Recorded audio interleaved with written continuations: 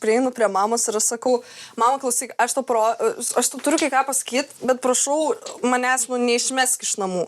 Tu neš čia. Jo, čiestai galvau, kad ta prasme jinai apie tai pagalvos. Ir jos, tipo, realiai ten veidas, tipo, visas baltas ir aš tokia, oh shit, okei, aš nežinau, apie ką jinai galvoja. Gal geriau kažką galvoja, nes tipo blogiau, man atrodo, vaiką turėti. Jo, blogiau. Tatuiruotę. Galbūt taip. Ir taip parodė tatuiruotę. O, kaip gerai. Kai jau mamai visas praėjo gyvenimas. Nebuvo tokios reakcijos iš tikrųjų, bet aš kažkaip tikėjausi, kad bus roskai blogai. Ta prasme, kad supyks, kad nesusikalbėsim, paskui tenai visą vasarą mane kontroliuos už pavadėlio vedžios, bet taip nebuvo. Ir jinai sako, blamba, geras, Milda. Nukėta tatuškė, sako, graži tatuškė. Nu, čia netikėtai, nustebina. Jo, visiškai.